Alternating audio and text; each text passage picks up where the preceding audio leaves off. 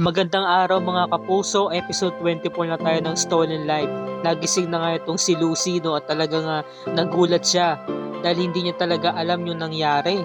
Paglabas niya ng bahay, talagang nagtatanong siya sa kanyang sarili bakit siya nandiyan. At hinahanap niya yung sasakyan niya, wala na. May tumangay ng sasakyan niya. Hinahanap rin niya si Ante, si Tia Belen. Ante kasi ang tawag niya. Samantala, tuwan-tuwa naman tong si Tia Belen dahil nga natutuwa siya, ang sarap to sa pakiramdam na tinatawag pa rin daw siya ng nanay ng anak niya.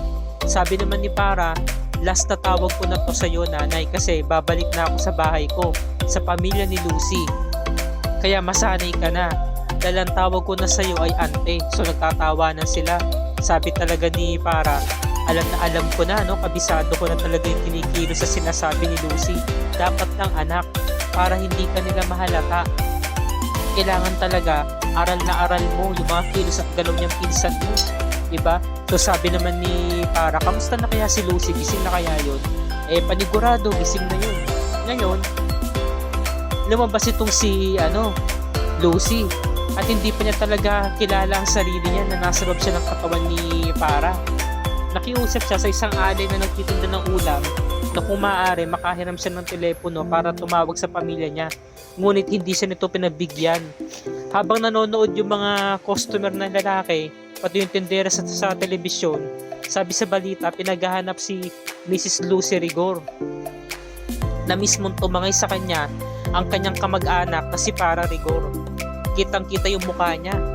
Sabi ni Lucy, ako yan, hinahanap nila ako. Hindi siya pinaniniwalaan ng babae.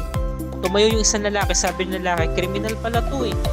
Ngayon, dumating na yung mga pulis. Sabi ni Darius, may lead na po ba kayo tungkol sa asawa ko? Sabi ng mga pulis, sir, papauwi na po yung misis nyo. Inescortan na po ng mga kasama namin pulis.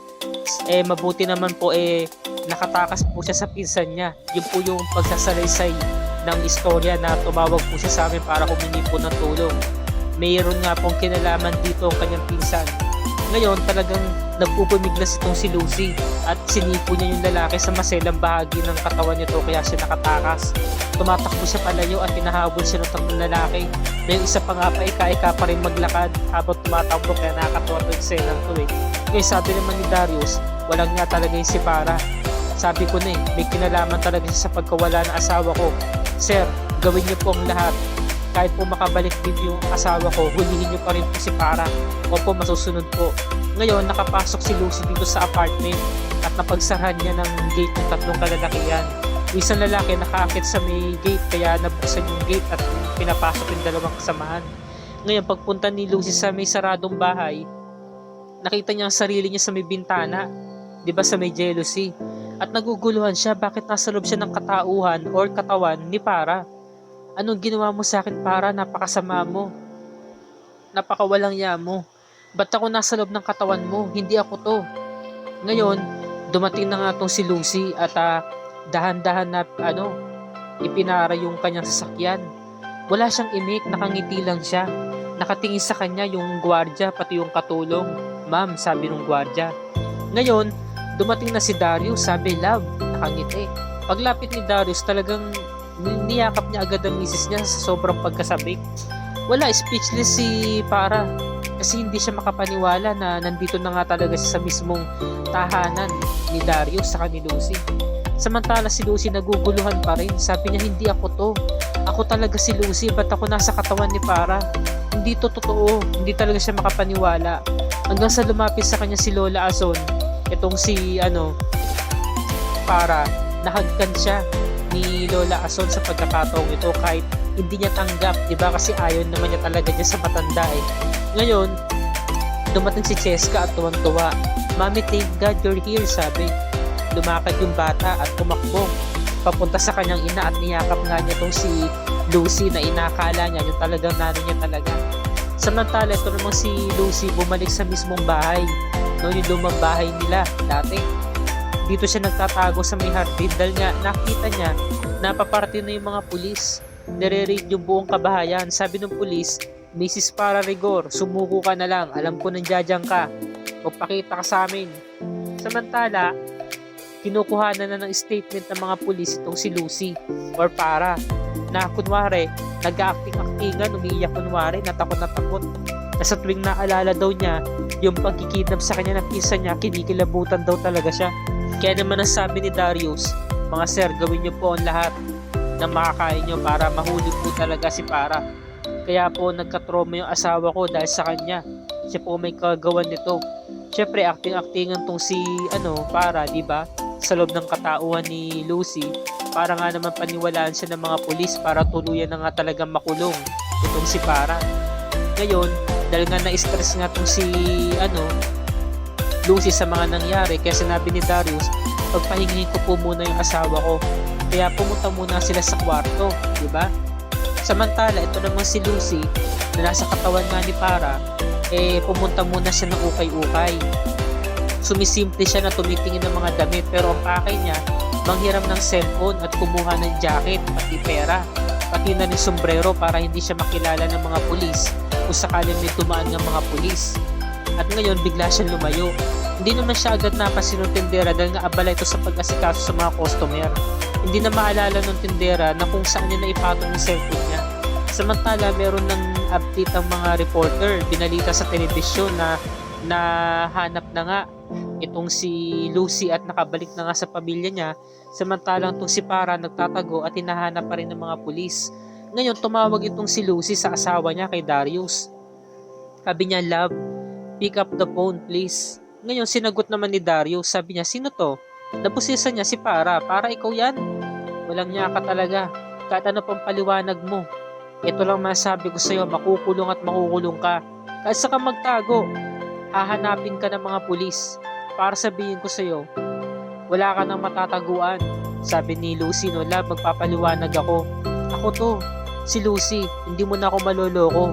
Nababaliw ka na. Hindi ikaw si Lucy, hindi ikaw ang asawa ko. Kung talagang ikaw si Lucy, sino dito yung babaeng umuwi at nagsumbong sa mga pulis na tinangay ka?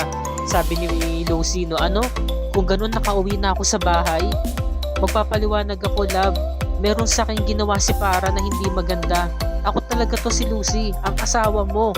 Ako to. Pwede ka magtanong sa akin ng kung ano at sasagutin ko. Hindi mo na ako madada sa mga paliwanag mo, Para. Ang laki ng atraso mo sa pamilya ko, pagbabayaran mo kasalanan ginawa mo sa kapatid ko, kay Cheska at sa asawa ko. Magdudusa ka. Kung maaari lang, huwag ka magpakita sa akin, Para, baka kung ano pang magawa ko sa'yo. Ngayon, kinol-ended na ni Darius yung tawag at umiiyak talaga si Lucy. Hindi niya na alam kung anong gagawin niya kasi paano na siya paniniwala ng asawa niya. Ngayon, nakapasok na nga sila sa kwarto at sabi nga ni Darius, iwan na muna kita, love. Magpahinga ka na muna, lalabas muna ako ng kwarto. Ngayon, bigla na lamang napabulong itong si Para. Sabi niya, ngayon ko lang napasok tong kwarto niyo Ngayon talagang naalidbaran siya dahil nakikita niya sa buong paligid puro picture frame ng mag-asawa, si Lucy sa si Darius. Nakikita nyo, wala siyang pakialam, talagang namiwirtuhan siya kasi nga hindi niya gusto yung style ng pinsan niya si Lucy, masyadong di ba, formal, manamit, masyadong parang maraklara, di ba? Ngayon, bumalik itong si Lucy sa tendera ng ukay-ukay para ibalik yung cellphone kasi wala naman talaga siyang intensyon na nakawin yun. Nahuli siya ng tendera, sabi ng tendera, aha, ikaw nga yan, sabi ko na nga ba meron nagnakaw ng cellphone ko, kung ganun, ikaw pa rin nagnakaw ng cellphone ko. Sabi ni Lucy, hindi, wala akong balak na nakawin ng cellphone mo. Kung wala kang balak na nakawin yung cellphone ko, ba't suot mo yung jacket sa yung sombrero ko? Huliin niyo siya, magnanakaw yan. Bigla siya nakatakbo, nakatakas si Lucy. Tinulak niya yung mga damit para hindi siya masundan ng mga tao. Ngayon, sabi naman ni Para habang sinasalamin, magmula sa araw na to, Para, mukha na ni Lucy ang makikita mo sa salamin. At ang buhay naman ni Lucy, siya naman ngayon na magdurusa. Siya na ngayon na makukulong sa loob ng katawan ko. Tumatawa siya mag-isa, no? Alam mo, hindi ko gusto tong nasa loob ng katawan ko yung pinagtataguan ng katawan ko. Pero okay na to kaysa na may makulong ko sa bilangguan. Mas maganda, si Lucy talaga ang makulong dahil doon siya nababagay. Ngayon nahuli siya ni Darius, sabi ni Darius, love, ba't ka tumatawa mag-isa? Sabi naman ni Para, tumatawa lang ako kasi masaya ako kasi nakabalik na ako dito sa inyo, nakasama ko na kayo, naging kumpleto na tayo. Sabi naman ni Darius, ang laking pasasalamat ko talaga sa Panginoon at binalik ka niya sa amin. Hindi ko kakayanin kung mawala ka. Ikaw ang buhay ko. Di ba soulmate nga tayo? Nagkakilala tayo dahil niligtas mo ko. Maraming salamat talaga, love. Mahal na mahal kita. Mahal na mahal din kita. Halika na sana siya ni Darius, ngunit umentra tong si Cheska. Sabi ni Cheska, Daddy, pwede ko po bang makis si Mami kasi ang tagal ko rin siyang hindi nakasama. Nag-flying kiss siya. Ngayon napilitan tong si Para na ilang siya dahil hindi naman niya anak yan eh. No-cornyan siya sa mga ginagawa ng bata. Ngayon nagtaka si Cheska sa si Darius, ba't hindi niya hinalikan sa lips yung bata si Cheska? Nagbeso lang sila. Doon pa lang meron ng kakaiba eh. Meron nang napasi si Darius. Ngayon ito namang si Lucy, sumakay siya ng bus at inaalala niya yung mga sinabi sa kanya ni Darius na mismong asawa niya. Kaya napapaluha na lang siya sa sobrang sakit na sinabi sa kanya ni Darius. Bukas pakatutukan natin episode 25 araw ng Biyernes ang pagsugod ni Lucy sa mismong bahay ng pamilya niya at ang muling pagkukumpronta nilang dalawa ni Para. Kaya magkakasagupaan na naman sila dito at napatunayan na nga talaga ni Lucy na si Para mismo ay nasa loob mismo ng kanyang katawan. Nag-life switching sila, nag-soul switching sila. Yan ang pakatutukan natin bukas mga kapuso kung ano ang kahinatnan na eksenang to. At dito na po nagtatapos ang review and recap para sa araw na to. Kung bago ka pa lamang sa aking channel kapuso, kung maaari makahingi ako sa iyo ng munting like and share at i-hit mo na rin ang subscribe at notification bell icon para lagi ka updated sa mga episodes ng Stolen Life and other GMA shows tulad nito. Maraming salamat po sa inyong panonood mga kapuso and God bless us all.